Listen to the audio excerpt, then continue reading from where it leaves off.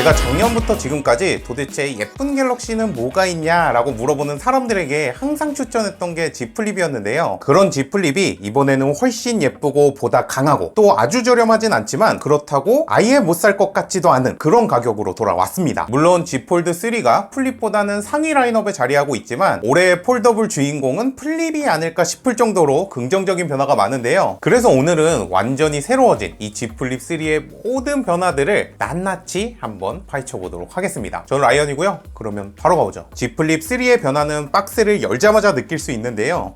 다이어트를 빡시게 한 이 구성품에 관한 이야기는 아니고 비스포크 스타일의 정갈하고 사각사각한 감성을 가진 플립 3의 디자인은 어디에 내놓아도 예쁘다라는 소리를 들을 만큼 좋아졌습니다. 제가 받은 색상은 팬텀 블랙인데 크림이나 그린, 라벤더와는 다르게 커버 디스플레이를 제외한 모든 부분을 무광으로 마감해서 일체감 있고 깔끔한 모습을 볼 수 있어요. 물론 제 원픽은 크림이지만요. 블랙을 제외한 다른 색상들이 지문이 묻어나는 유광으로 마감돼서 여기서는 호불호가 갈릴 수 있지만 전반적인 디자인만 놓고 봤을 때는 제가 올해 해본 스마트폰들 중에서 가장 마음에 듭니다. 또 측면 프레임과 힌지는 재질과 마감, 버튼의 위치뿐만 아니라 열고 닫을 때의 느낌도 차이가 있는데요. 오른쪽에는 이전과 마찬가지로 지문인식 센서가 탑재된 전원 버튼 그리고 볼륨 버튼이 있어요. 근데 이 버튼들의 위치가 접혀 있을 때는 이전 플립보다 아래쪽으로, 그래서 펼쳤을 때는 더 위쪽으로 자리해서 플립을 처음 사용하는 분들은 높이 달려있는 전원 버튼과 볼륨 버튼 때문에 조금은 어색해할 수도 있을 것 같습니다. 제 손가락이 길쭉한 편이 아니라 더 그런 것 같기도 하고요. 힌지를 열고 닫을 때의 느낌도 처음부터 끝까지 좀 더 부드럽게 동작하도록 변경돼서 폴더블 디스플레이에 혹시나 가해질 수 있는 지속적인 스트레스도 개선한 것으로 보입니다. 근데 그래서 그런지 한 손으로 열기에는 조금 더 힘들어진 것 같은 느낌적인 느낌이 든다는 거.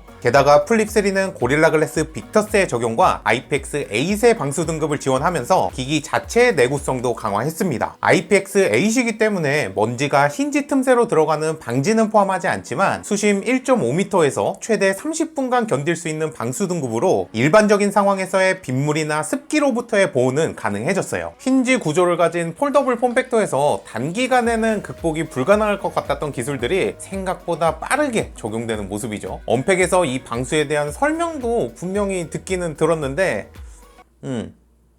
그냥 대단하다 라고 하면 될 것 같습니다. Z 플립 3는 디자인뿐만 아니라 기능적인 면에서도 많은 부분의 개선이 있었는데요. 플립 3의 1.9인치 커버 스크린은 이전작보다 4배 넓은 화면으로 훨씬 많은 정보를 보여주면서 메시지나 카톡, 인스타그램 같은 알림의 내용을 확인할 수 있고 후면 카메라로 셀카를 찍을 때도 완벽하지는 않지만 이전보다는 훨씬 편하게 촬영 구도를 확인할 수 있게 되었습니다. 뿐만 아니라 색상별로 커스텀된 시계를 띄우거나 월페이퍼를 설정하거나 혹은 위젯을 넣을 수도 있는데요. 이런 귀여운 동물 애니메이션도 있어서 플립 꾸미기를 좋아하는 분들은 소소한 재미를 느낄 수도 있을 것 같고요. 사진뿐만 아니라 GIF, 이런 움짤도 배경으로 설정할 수 있어서 출시 후에는 전국에 계신 많은 능력자 분들이 플립의 커버 디스플레이를 위한 월페이퍼도 따로 만들어 주실 것 같습니다. 또 많은 분들이 기다려왔던, 어쩌면 이번 커버 디스플레이의 핵심 기능이라고 할 수 있는 삼성페이도 언제 어디서나 가능하고요.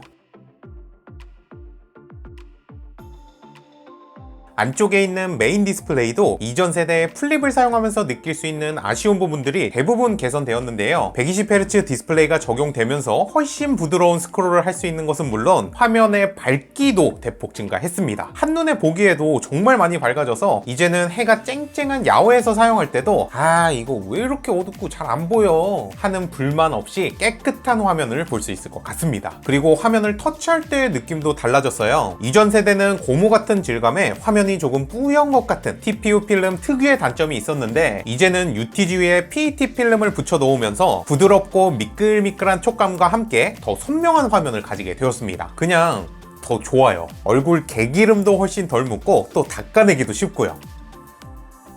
올해 삼성이 국내판 S21에 엑시노스를 탑재하면서 스냅드래곤 888이 들어간 갤럭시를 만나볼 수는 없었잖아요. 그래서 간단한 성능 측정과 함께 발열까지 체크를 해봤습니다. 가장 먼저 긱벤치 5를 연속으로 10번 돌려봤는데요. 6회차부터 싱글코어와 멀티코어의 점수가 같이 떨어지면서 마지막에는 싱글코어 점수가 595점, 멀티코어는 2155점으로 초반 점수 대비 약 40% 정도 떨어진 걸 볼 수 있습니다. 그리고 기기의 지속적인 부하를 걸어서 퍼포먼스 변화를 측정하는 와일드라이프 익스트림 스트레스 테스트도 해봤는데요. 가장 높을 때의 점수는 1472점, 가장 낮은 점수는 909점, 스테빌리티는 61.8%로 스로틀링이 초반부터 걸리는 모습을 확인할 수 있었습니다. 아무래도 폴더블 폼팩터라는 구조적인 한계 때문에 발열 제어를 위해 꽤 빠른 시점부터 스로틀링을 거는 게 아닐까 싶어요. 그래서 발열도 함께 체크해봤는데요. 초반에는 플립3의 후면 온도가 약간 더 높은데 진행을 하면 할수록 두 기기의 온도가 거의 비슷해지는 모습을 볼 수 있었습니다. S21 같은 폭발적인 발열은 확실히 아니죠. 또 이 발열 테스트를 하면서 플립 같은 클램쉘 타입의 장점도 알게 됐는데 AP와 카메라가 있는 상단부,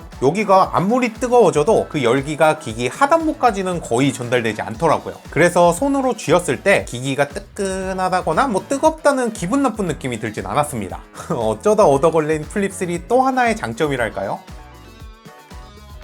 G 플립 3의 카메라는 이전작과 크게 달라지지 않은 센서 스펙과 구성을 가지고 있는데요. 하지만 센서의 변화가 없다고 해서 결과물까지 똑같진 않았습니다. 제가 직접 야외에서 사진 몇 장을 찍어봤는데 전반적으로 플립 3의 사진이 더 밝고 따뜻한 색감을 가지고 있더라고요. 확대한 사진을 보면 이 나무 프레임 질감이 플립 3에서 더 잘 표현됐죠. 또 다른 사진에서도 플립 3의 카메라 디테일이 더 살아있는 모습을 볼 수 있습니다. 두 기종이 같은 센서를 사용하긴 하지만 이미지를 처리하는 ISP가 개선되면서 결과물에까지 차이가 있는 거예요. 마지막으로 전면 셀피 카메라도 찍어봤는데 여기서도 플립 3가 선예 도면에서 더 나은 모습을 보여주면서 좀 더 디테일한 사진을 찍을 수 있었습니다. 이미지 처리 기술의 발전으로 결과물에도 차이가 있다 라고만 생각하면 좋을 것 같아요. 자, 이렇게 오늘은 G 플립 3를 간단하게 살펴봤는데요. 저도 잠깐 동안만 사용해봤지만 이전작보다 많이 저렴해진 가격으로 폴더블 대중화를 노리는 삼성이 확실히 어느 정도 공을 들여서 만들었다는 생각이 들었습니다. 개인적으로는 딱 하나 꼭 바꿔줬으면 했던 이 약하고 싸구려 같은 진동은 여전하지만요.